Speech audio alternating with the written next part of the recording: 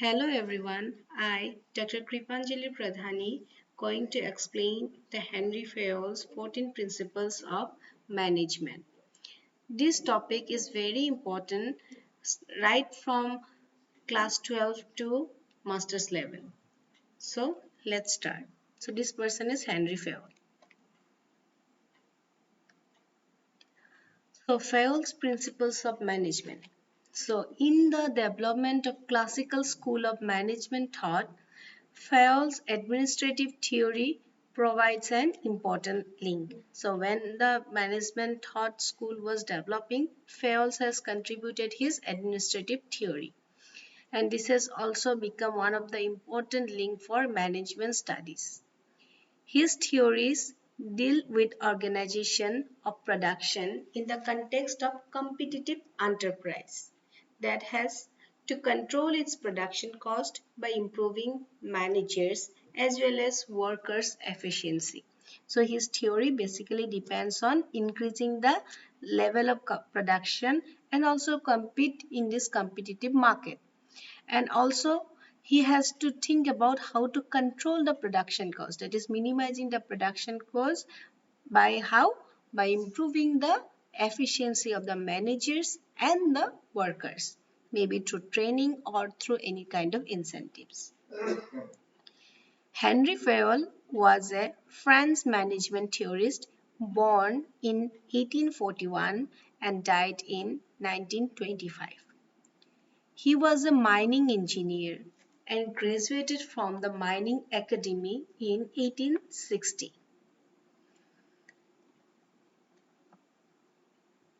Again, he is called the father of administrative management theory or father of general management. So, in scientific management, we know the father of scientific management is F.W. Taylor. And for administrative management, the father is Henry Fayol. In 1917, he published his work for administrative management theory in French language and that was entitled as Industrially et General. It was again republished in English as General and Industrial Management in 1949 and is widely considered a foundation work in classical management theory. So it has been translated from French. So based on his experience, that is his own experience, Fayol has propounded the 14 principles of management. So now let's study about the 14 principles of management. So the first principle among Henry Fayol's 14 principles is division of work. What does this mean? This means work is divided into small tasks and workers are trained so as to become competent to perform each job with specialization. This principle emphasizes the importance of specialization at all the levels of management in an industrial organization. Why? So that it can produce more and better quality with the same level of efforts. So division of work is basically for dividing the work into smaller tasks among all the workers and employees so that each and everyone can give their 100% in working so that no one is overburdened. The second principle of Henry Fayol is authority and responsibility.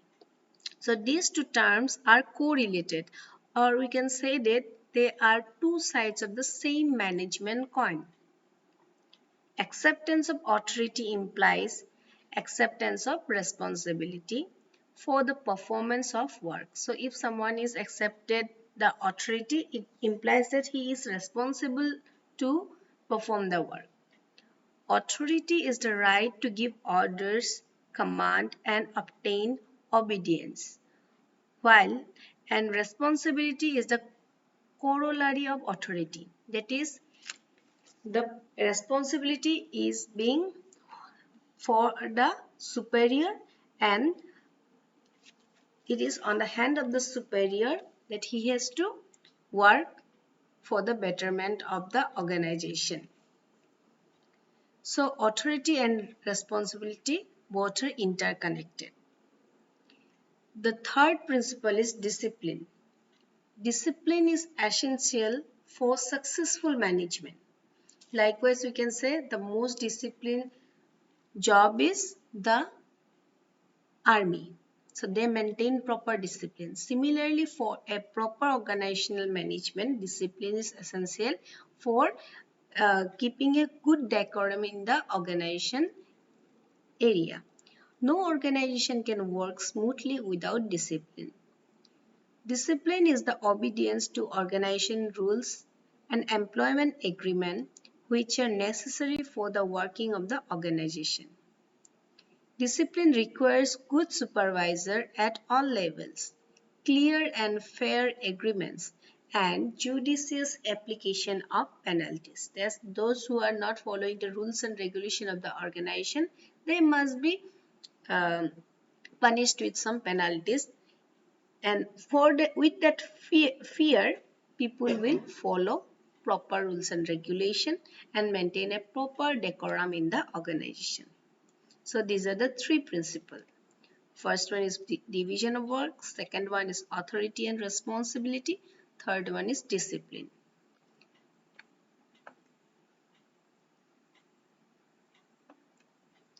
The fourth principle is unity of command. This principle requires that an employee shall receive orders from one superior only. This is necessary for avoiding any possible confusion and conflicts. That is, those employees who are working, they must receive orders from one single superior. If so many persons are giving, if a worker is having 3 to 4 superior, then he or she will become confused which work to do first. That's why unity of command implies receiving orders from one superior only. Fifth one is unity of direction. All members of an organization must work together to accomplish common organizational objectives through coordinated and focused efforts. So, unity of direction implies that those whoever is working in the organization, they must all think for fulfilling one common goals, that is to fulfill the organizational objectives by giving their full efforts and by working in the right way. Their efforts shall be directed towards one common goal. There must be one head and one plan. Sixth one is subordination of individual interest to general interest. This principle is also called principle of cooperation because subordination of individual interest to general interest means while fulfilling the organizational goals, individual interests have to keep apart.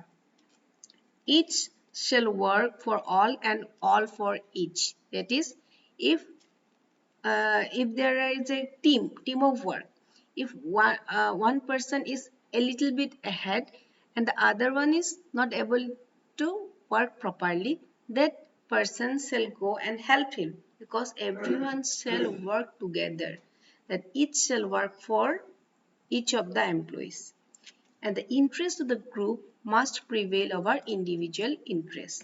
So every individual must think about his own individual interest along with fulfilling the group objectives.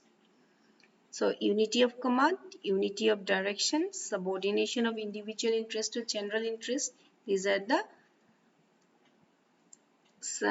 again the principles of Henry Fayol's 14 principles of management from among them.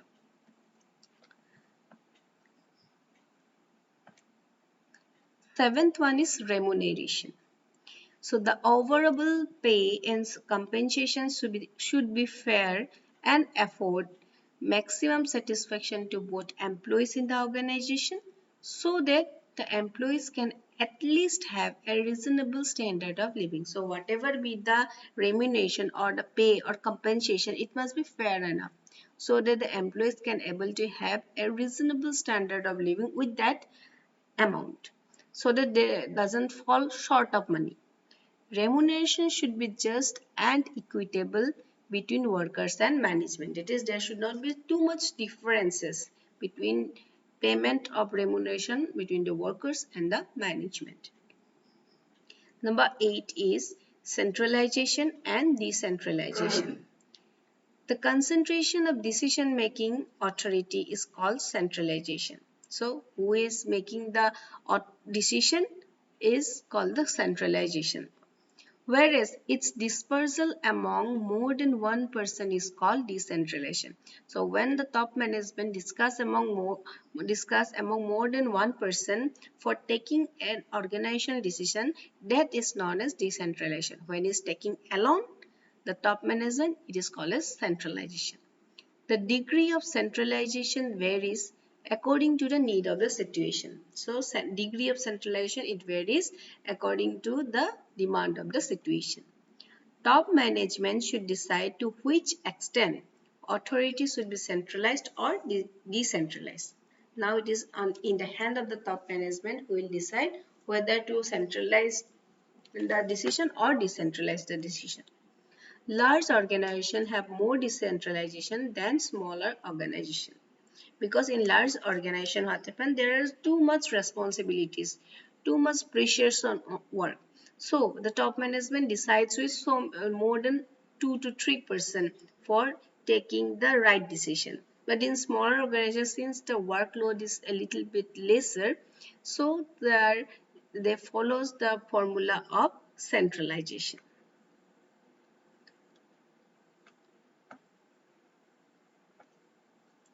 The ninth principle is scalar chain.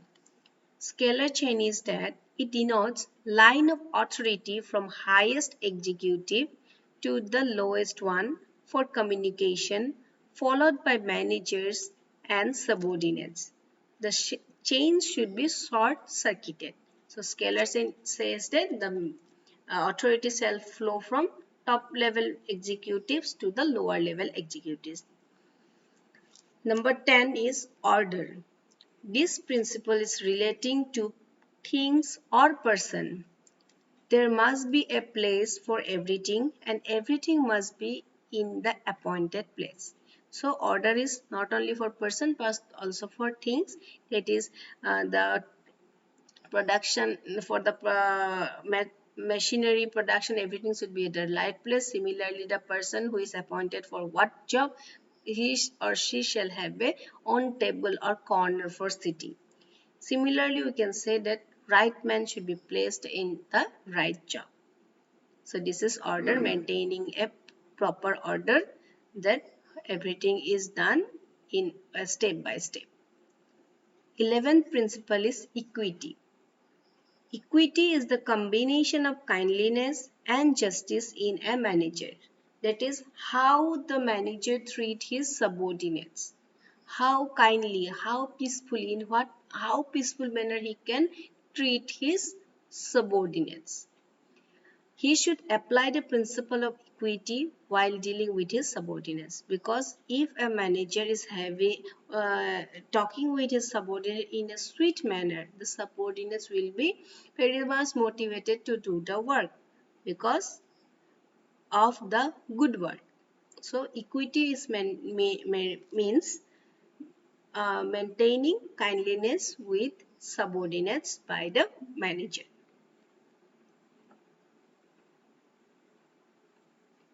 12th principle is stability of tenure. So stability means to remain in the same organization for a longer period of time.